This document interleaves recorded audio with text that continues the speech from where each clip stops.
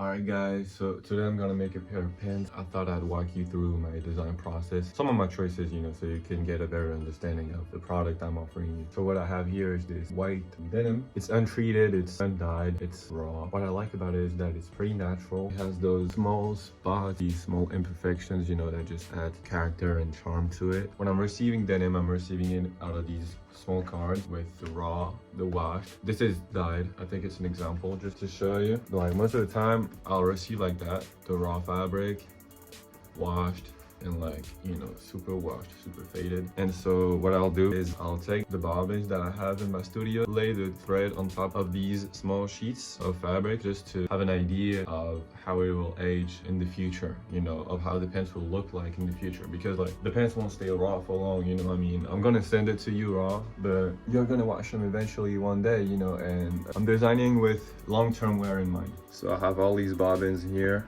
that I've been collecting over the years. All of them are leftovers from luxurious ateliers in northern France that I've shut down, unfortunately, but I get to have a piece of what they used to use. So I know it's good quality, super thick, super resistant. So I'll just take some of these bobbins and lay them on the fabric to have an idea of what I like. So as you can see, I have quite the selection to go through.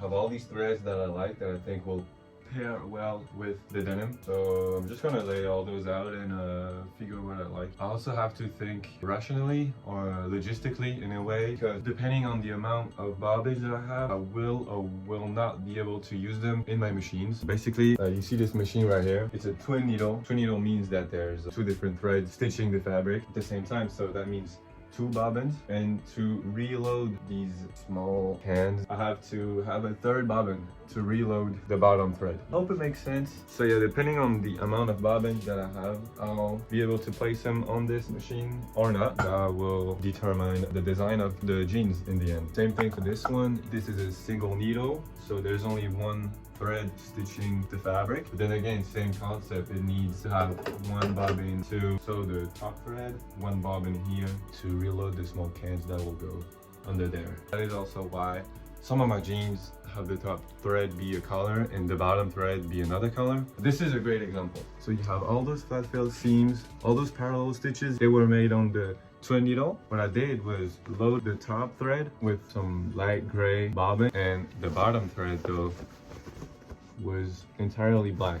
It was just because I didn't have enough gray bobbins to work with, and it also gives a super clean all black interior. Same thing for the inseam. You have all black flat felt seam that actually on the outside is gray, and it just adds depth to the design of the jeans, I think. And on top of that, everything that's one stitch right here is full black. It's black on black because two black bobbins were loaded in the single needle. The top and the bottom thread were both black, and yeah, that just adds a little bit of contrast, black on the single needle, gray on the twin needle. Yeah, all throughout the pants, same thing here. So we saw that this was gray, but on the hem is black. Fun little notes. I like to play around with color combinations and denim as it ages. So back to our white denim. I'm gonna go and choose this classic tobacco colored thread. This bobbin actually comes from the Levi's atelier back when they used to manufacture in France, which was a very short period of time because they quickly relocated. It's cool to know, and it just proves that it's quality thread, so you can get a better understanding of how the jeans will look before even sewing. I'll just lay a couple different threads on top of it and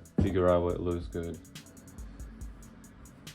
Like at first, it doesn't look that different, but actually this one is lighter. That's what we gotta choose from for now. I have so many different threads that could pair well with the denim. All right, so that's what we're looking at so far.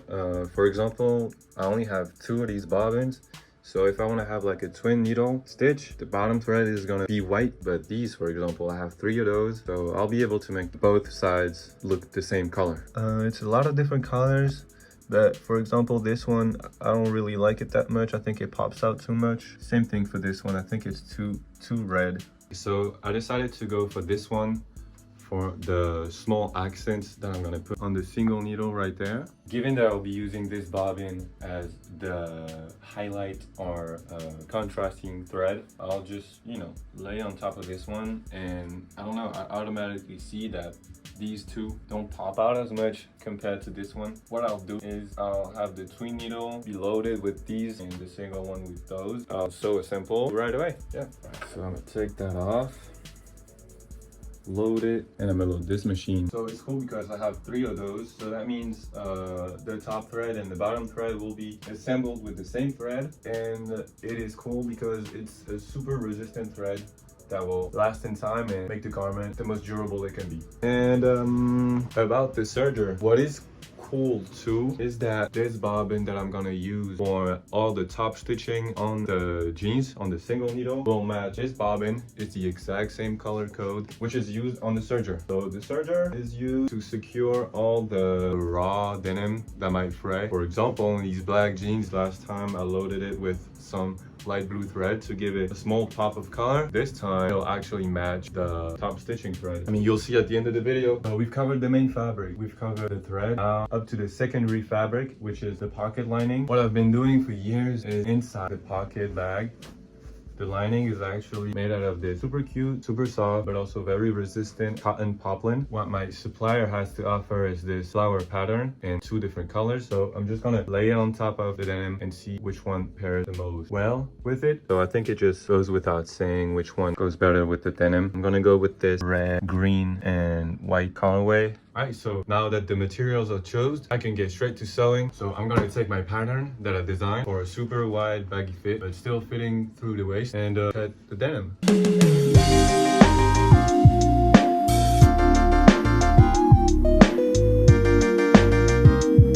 Pieces for the pants have been cut. Making jeans as baggy as that can take a lot of space on the fabric roll, but I try to lay out the pattern pieces to have the least amount of waste as possible. For example, I'm just left with that scrap piece that I'll keep. I might make something with it. For example, this little pouch that I made last summer that keeps my presser feet secured in place. I've already made a couple ones, and you can put some jewelry in there or cash or whatever, you know. I might give those away for free when releasing the pants. I don't know. Keep the amount of waste as low as possible. That's very important to me. Alright, it's time to lock in. I'm gonna sew the jeans from A to Z. This is a great example of what I mean with the contrast stitching. That's the joint pocket. The part that's going to be opened is assembled with this single needle. What comes out is this golden thread. And then when assembling it to the pocket bag, it's gonna be parallel stitched with this machine that's loaded with the tobacco colored thread. This way of assembling jeans is referencing how they were made back in the 20th century. Those are the classic jean style colors, tobacco colored thread and golden colored thread.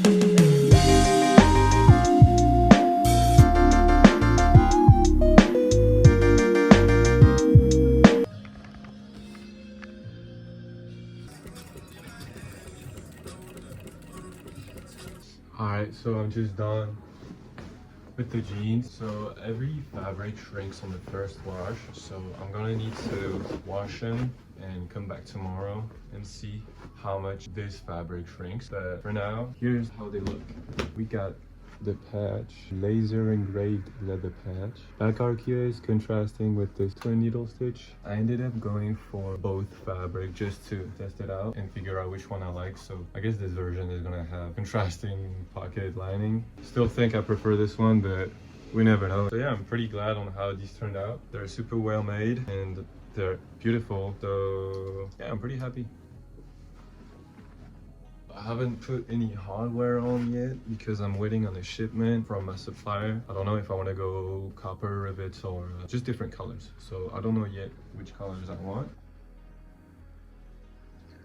So this is how it looks raw, and I'll see you tomorrow for the final results.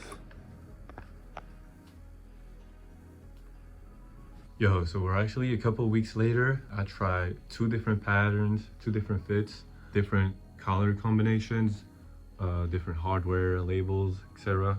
But I'll show you the final result. Just got out of the wash. It's a little bit wrinkled, but as you wear and wash it through time, the fabric will soften and everything will be more even. The front looks like this. I ended up going for copper hardware because I thought it would contrast well with the white denim.